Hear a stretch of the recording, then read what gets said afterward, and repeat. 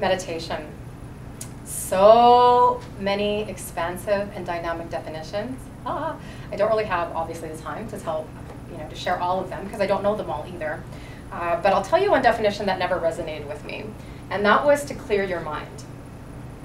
Never have I thought that clearing your mind worked for me.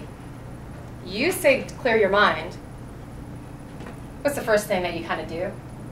You think about everything else that you could possibly think of. It's like telling a kid not to do this. What's the first thing they do? They go running and they do that exact same thing. Our mind is like a little child. So if you are in a class, unless you're an experienced practitioner, and you've done a lot of meditation, clearing the mind is a very abstract thought for a lot of us in the West. It does not happen. So a couple years ago, I was in Indonesia practicing and getting certified for an advanced yoga teacher training in Tantra. And one of the things that I found was phenomenal was that finally I was able to grasp the concept of meditation. And that was to let my mind be focused. It's completely different. So it's not erasing all thought. It's actually focusing it on things like mantra, visualizations, breath work, affirmations.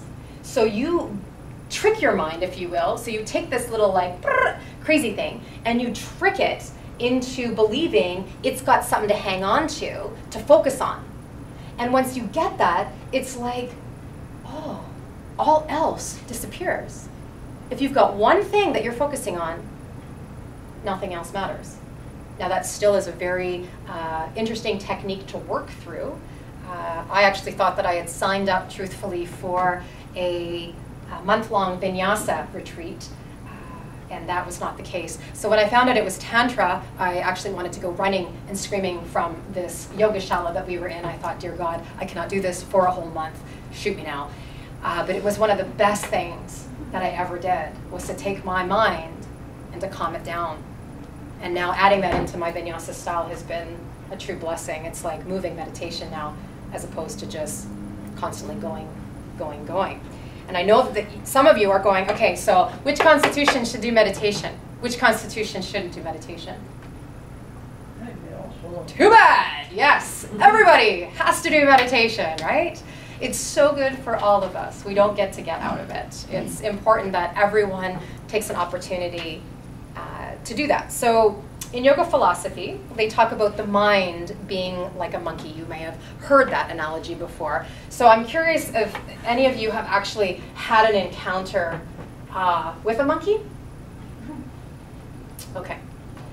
I have, and it was a very interesting story. It was in India, and so like I mentioned before, my family's from the southern part of India. I was cruising around, I think it was the area of Kerala, and I was deciding to go up early in the morning, and let's be honest, not too early, it was like 9 o'clock. So the sun had already risen, and I was ready to go up these beautiful stone steps to this temple that was supposed to be phenomenal. This view, amazing.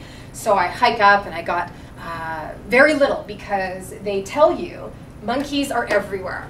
I'm like, gotcha. So don't have shit hanging off you. Don't wear your sunglasses. Like, they'll rip them off your face. Like, you just don't have anything. So I had a camera, but I had it slung over my my wrist, and I had this sort of droopy little Indian bag that you may have seen, like big things, oversized, can't find anything in it anyway. So I decide, okay, I'm gonna do this. I zip up the bag, I'm all ready to go, kind of tuck it in a little bit, so if they try and tug, it's gonna be difficult.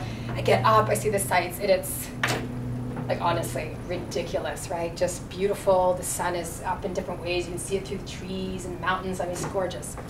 So I decide, okay, it's time to come back down. It's gonna take maybe an hour to make my way all the way down to the end of the path. It's all these, again, really long stone staircases right down to the bottom. So I get about 3/4 of the way down, and I can kind of see from above in the trees, there's these monkeys that are jumping from, one limb to the other, and I'm like, oh, look at those things. They're so cute. Look at them. They're just little things. They're really sweet. And I'm just like, India, so amazing, la la la. And all of a sudden, out of the side comes this little rambunctious younger monkey And I say younger monkey because as I was looking around, I noticed some of them had beards, and I just assumed he was young because he didn't have one, and he was little. I don't know. That's where my mind went. So he was young, and he was like, "You're not going anywhere." He had like a biker jacket on, I think, or something. He was like, "What's up?" And I stopped and I said, "All right, this is awkward. How do I get away from this dude?" And he looked so mischievous, like his little eyes were like, "What am I gonna do to you?" Like I could see he's like, "Should I get your purse? Should I grab your, your camera? What should I do?" And I instantly went to all of, like in the back of my head, I thought of all of the National Geographics I've ever possibly watched, and was there a monkey-human fight on there that I could recall to bring back? Do I duck down? Do I like go for it? Do I like claw? Do I like pretend I'm dead? I was like, I don't remember any monkey-human fight going on. So I was like, this is all happening really fast, but and all of a sudden out of the corner there's this other dude. He was a dude. He comes out and he's really big and he's older, big beard, and he like literally slaps this younger monkey out of the way. And I felt he did this. He's like, "Please continue on." And I was like, oh my God, that's freaky. So I went to the bottom and I was like, making sure, kind of walking backwards, making sure they weren't gonna like all attack me from behind. But my first thought was, did I shit my pants? Truthfully, I was like, okay, I'm good. Second, as I sort of mulled it over a little bit, I thought, wow, what a mischievous little brat. This little guy was so bored, and he knew people come up and down, up and down, up and down. He just wanted to get in trouble. And that's the way our minds are. If we're not doing something with our minds, it's going to get in trouble. So how do we keep it calm? How do we keep it relaxed? How do we keep it from bouncing from tree to tree and possibly getting in a fight where there's no fight needed? So everyone does well with meditation. That's really